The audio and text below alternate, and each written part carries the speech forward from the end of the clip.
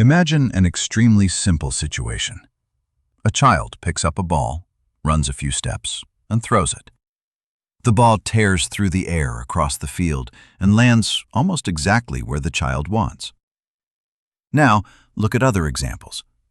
A chimpanzee throwing an object, a baseball player throwing a ball, a javelin thrower, or a prehistoric human holding a stone. Many people think that only humans know how to throw. That is actually not the case. Chimpanzees and many other primates can absolutely throw. They even know how to aim at a target. A chimpanzee has an incredibly powerful muscle mass. It also has shoulders. It has elbows. It has hands. But why can a human child, who is much smaller and weaker, throw an object with superior speed, distance, and accuracy to the point that even the greatest chimpanzee has to give up? Why are humans so good at throwing things? There is a huge misunderstanding when we compare the strength between humans and chimpanzees. Many people often think whichever is stronger will throw harder. People often rumor on the internet that chimpanzees are 5 to 10 times stronger than humans. But muscle studies show that the strength advantage of a chimpanzee is perhaps only about 1.35 times slightly better than ours. However, despite having a muscle strength advantage, even the most muscular chimpanzee could never execute a throw with the speed and power of a baseball player. Because the secret does not lie in how strong your arm is. The secret lies in how the entire body transfers energy into that arm. Let us slow down a human throw. You will see it is not the action of the arm alone, but a sequential and perfect activation chain. Energy starts from the foot, pushing down on the ground, travels up the legs, through the hips, twists through the torso, shoots up to the shoulders, passes through the elbows, wrists, and finally is released into the object being held in the hand. Imagine our body at that moment exactly like a leather whip.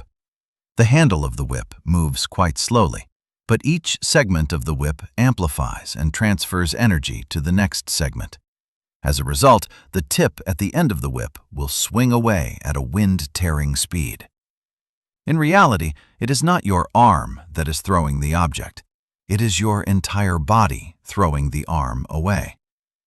So what brought us this miraculous chain of movement? The answer originates from the moment our primate ancestors decided to stand up on two legs. Walking on two legs did not evolve so that humans would know how to throw. It appeared long before there was any evidence of hunting with projectile weapons. But when we stood upright, our front limbs no longer had to constantly push against the ground to move. The hands were free to grasp objects, and the upper body had countless opportunities to participate in other survival behaviors. Walking on two legs did not invent the throw. It only created a body that evolution could later mold in completely new directions. And the pinnacle of that molding is exactly our shoulders. When you prepare to throw an object, your arm reaches back. Your shoulder rotates outward incredibly strongly. Your forearm seems to fall behind, while the torso begins to rotate and fold forward. Right at that moment, the ligaments and tendons around the shoulder are stretched to the maximum, storing a massive amount of elastic energy. And when the arm starts swinging forward, that energy is released, creating an extremely fast rotational force for the arm bone. Our body does not just use muscles to throw. It operates exactly like a biological slingshot. It loads up on energy and then blasts the object away. Biomechanical studies point out 3 small changes on the body that created this massive effect. First, we have a relatively high and flexible waist, helping the hips and upper torso rotate independently, creating an extremely strong twisting force. Second, the human shoulder joint has a completely different orientation from a chimpanzee, helping the arm position perfectly for high-speed throwing movements. Finally, our arm bone structure allows it to rotate outward with a wider range, loading more elastic energy before unleashing the strike. These three puzzle pieces, the torso, the shoulders, and the arms, have combined to turn humans into a perfect catapult machine. However, there is an incredibly interesting scientific twist here. Archaeology has a very big problem. A stone thrown in the past will never have a sticker with the words, "This is a projectile." A wooden spear from 2 million years ago has almost no chance whatsoever to survive to this day. Anatomical evidence shows that the traits serving high-speed throwing appeared together on the body of Homo erectus from about 2 million years ago. But direct evidence of projectile weapons dates back to a much younger age. The body can tell us that our ancestors had the ability to throw very far and very hard, but it cannot tell us exactly what they threw or why they had to throw. It was not until 300,000 years ago in Schöningen, Germany, that archaeologists found a true treasure. Here, the mud perfectly preserved the wooden spears and throwing sticks of prehistoric humans, lying next to the carcasses of large animals that had been butchered.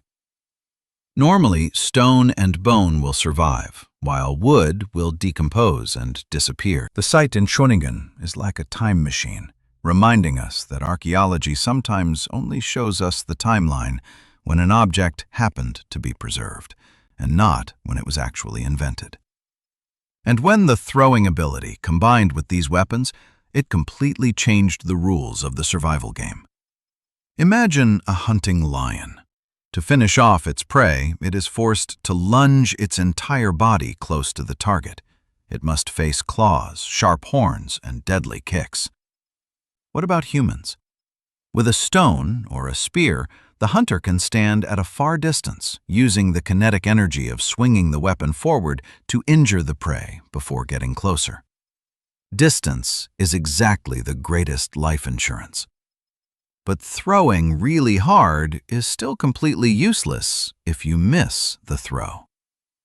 A perfect throw needs not only force, but the weapon must be released in the right direction, at the right velocity, at the right angle, and at the right time. Just a tiny margin of error when swinging the arm will also make the object miss the target by meters. Very fortunately, motor control studies show that the human brain has an extremely good ability to self-adjust. We do not need to have perfectly exact arm swing timing down to every thousandth of a second, like a machine. The brain will automatically learn movement trajectories with a higher tolerance, helping to increase the chance of hitting the target even when there are errors. Evolution has bestowed upon us the hardware, which is a catapult body. And practice will teach the brain, the control software, how to use that machine. However, do not romanticize evolution. The throwing ability of humans is not invincible. Modern baseball pitchers have pushed this biomechanical limit to the extreme. Continuous high-speed throws put massive pressure on the ligaments in their shoulders and elbows, very easily leading to injuries. Clearly, evolution equipped our ancestors with a powerful catapult machine to survive, and did not design it to execute hundreds of maximum throws in a baseball game.